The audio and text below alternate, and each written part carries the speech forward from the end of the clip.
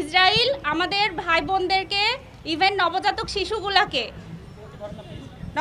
শিশুগুলাকেও ধ্বংস করে দিচ্ছে। তারা ছাড়তেছে না, কারণ তারা জানে যে বাঘের বাচ্চা বাঘই হয়। ফিলিস্তিন কখনো মাথা নত করবে না। ফিলিস্তিন সবসময় মসজিদুল আকসাকে রক্ষার চেষ্টা করবে। এই জন্য তারা দুধের শিশুগুলাকেও ছাড় দিতেছে না। দুধের শিশুগুলা খালি ফিডার নিয়ে, খালি দুধের কৌটা নিয়ে এক ফোঁটা দুধের জন্য কান্নাকাটি করতেছে। একটা ছোট বাচ্চা আরও নবজাতক শিশুকে কোলে নিয়ে কান্নাকাটি করতেছে। কারো হাত নাই, কারো পা নাই, কারো মাথা নাই। মাথা ছাড়া বাচ্চাকে সেই বাচ্চার পিতা সবার সামনে হাত তুলে দেখাচ্ছে, জীবন্ত মানুষকে জ্বালিয়ে পুড়িয়ে দিচ্ছে। ড্রোন দিয়ে দেখে টার্গেট করে 3-4 জন মুসলমানকেও তারা ছাড়তেছে না। এইসব ভিডিও দেখার পরে আমরা চুপ থাকতে পারি না।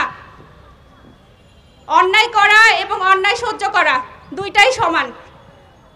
তারা তো বোম ব্লাস্ট, তারা তো যেটার মাধ্যমে তারা তো জান্নাতে চলে যাচ্ছে, তাদের তো কোনো জবাবদিহি করতে হবে না, তারা শহীদ হয়ে যাচ্ছে। কিন্তু আমরা কিভাবে আল্লাহর জবাবদিহিতা থেকে রক্ষা পাবো?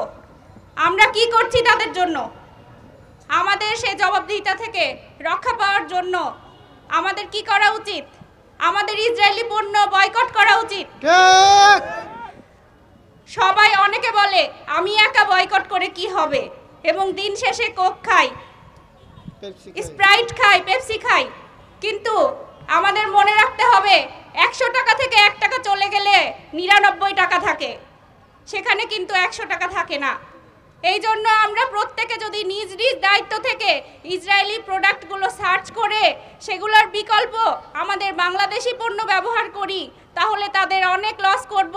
সেই টাকা দিয়ে তারা বুলেট কিনে, বোমা কিনে আমাদের ফিলিস্তিনি ভাই বোনদেরকে হত্যা করতে পারবে না। তাদের একটু লস করাতে পারলেও আমরা আল্লাহর কাছে কিছুটা জবাবদিহি থেকে বাঁচবো যে আল্লাহ আমার অবস্থান থেকে আল্লাহ আমি এইটুকু করতে পারছিলাম। আমি শুধু মন থেকে ঘৃণা করে চুপ থাকিনি। আমার অবস্থান থেকে আমি ইসরায়েলি পণ্যকে বয়কট করেছি।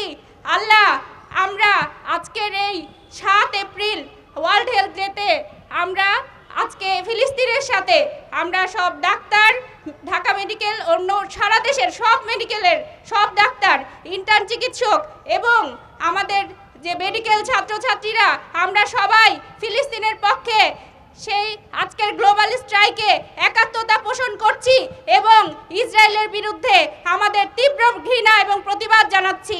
ইনশাআল্লাহ প্যালেস্টাইন মুক্তি হবে,